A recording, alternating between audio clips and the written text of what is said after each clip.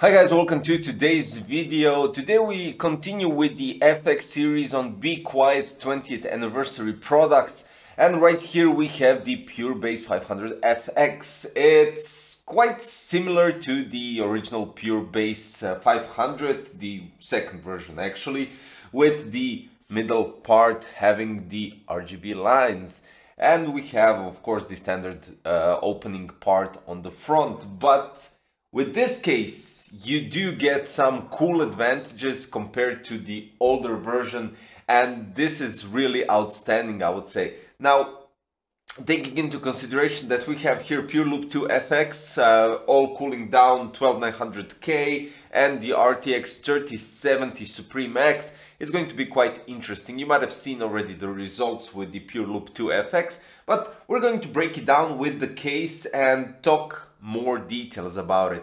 Now, first of all, up on top, you could accommodate 280 radiator, but it all depends on your passive heatsink for your VRM and of course the RAM clearance as well. But 240 goes on top without any problems. On front you could go with 360, 280 or 240 depending on your desired capacity of your radiator and stuff like that you decide to go inside this one.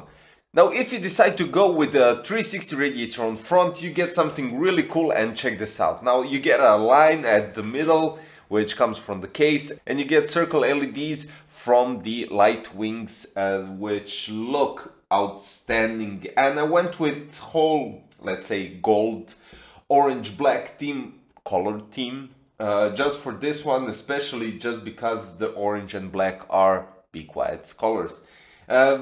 It's a quite tight fit when we're placing a 360 on front. Supreme X barely fits, and I did have to wiggle it around a bit to place it inside, not because it doesn't have space on the front. You have like 5 millimeters of space before touching the radiator, but since we have a big part right here sticking out that is basically behind the tempered glass, you do have to wiggle it around, maybe even bend the tubes somehow and remove the RAMs just to get more clearance in placing the GPU inside. Other than that, the temperatures on the GPU are quite outstanding. So in AIDA 64 Extreme Edition system stability test, we got quite interesting results. So I'm not going to mention the CPU right now. The GPU went up to 62 degrees Celsius, which is quite normal for this card, and I honestly haven't seen lower temperatures, maybe 60, but those were 140mm fans on front or even larger,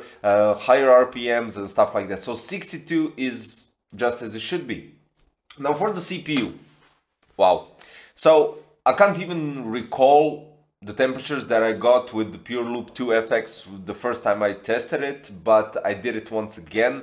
So just with the CPU ticked, the temperatures went up to 59 degrees Celsius, and it might have gone up a bit more to up to 61 or maybe even 62 if I left it for more than 15-20 minutes.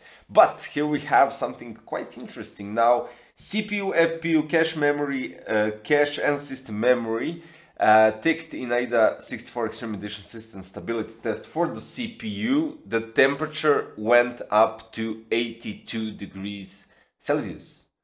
And I'm saying this as a wow, because not because of the high temperature in general on the 12900K, but I'm saying this because other coolers went up to 84, 86, 88, 92, 96 degrees Celsius.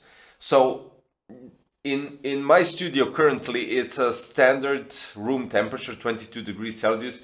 And that might also affect. Usually, if I tested it somewhat, temperatures tend to be 25, 26, but it still isn't that high of a temperature in terms of, I don't know, let's say 4 degrees Celsius higher in a room to have such a difference on the CPU. But okay, nevertheless. Now, let's talk about the case. You know the temperatures, let's talk about the case. So, dust filters.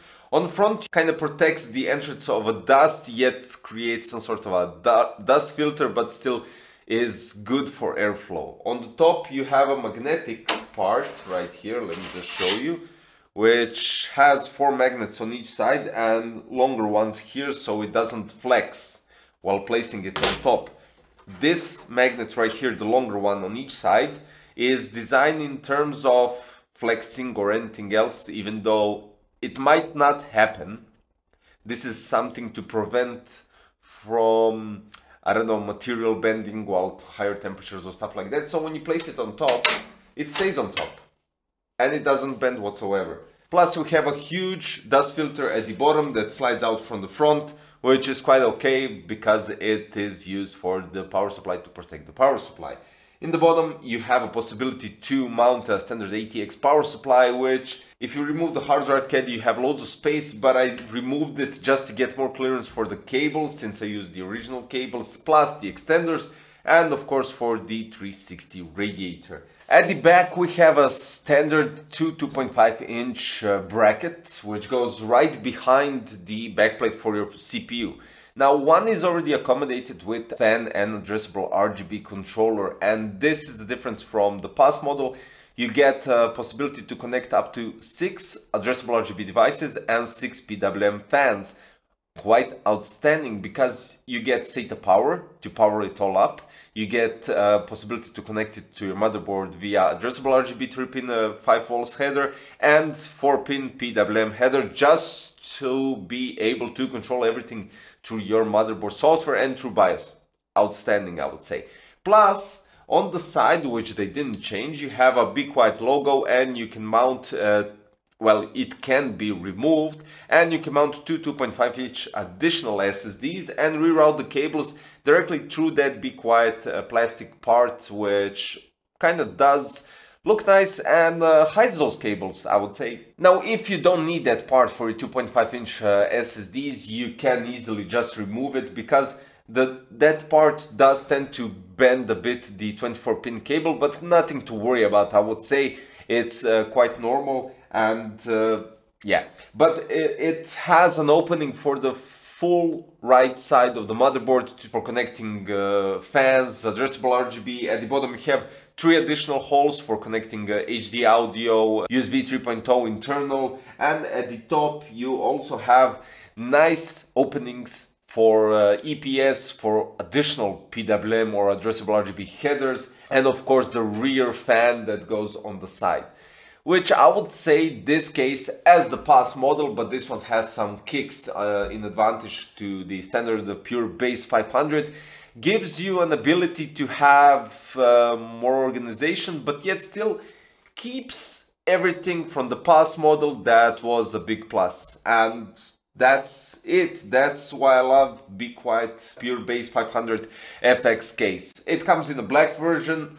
You can adjust the addressable RGB, and on the top you have USB Type-C, you have USB 3.0, you have power on off button, 2 3.5mm jacks, one is for a headset and one is for a microphone, and you have the LED button. So the controller at the back is possible to connect to that button and control the LEDs inside. So for instance, you can control the LEDs on your block, you can control the LEDs on the fans, and basically the only thing that you'll have to control additionally in software is the RGB on your motherboard and on your graphic card. Before anything and before we go any further, this is the build, this is how it looks. I mean, it's quite tidy, there's no cables tingling around, and it's well organized case.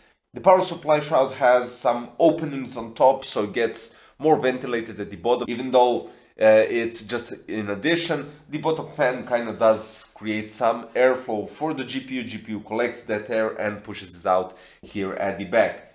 Quite nice compact case, I would say. Not in terms of not being able to place a standard ATX motherboard and, as you can see, a quite large graphic card, but in terms of you can place everything inside and yet get loads of space with huge components, 360 radiator, and great cooling for a high-end CPU. That's it. I'm really satisfied with what I see. I'm really satisfied with what I was able to build in, and that's that. Links for the purebase 500 FX are in the description below if you decide to check it, and of course I'll place the links also for the PureLoop 2 FX just because it goes quite nicely all together, having everything from the same brand. The light wings, I could have placed some light wings at the top, but I didn't want to go too much with the adjustable RGB, and as you can see, the temperatures are quite good even without the exhaust at the top and just 140 at the back. So yeah, that's that for today. Thank you for watching today's video. If you're new to the channel, don't forget to subscribe and hit the like button eventually, just to keep everything rolling on YouTube. So hopefully I will see you next time. Bye bye.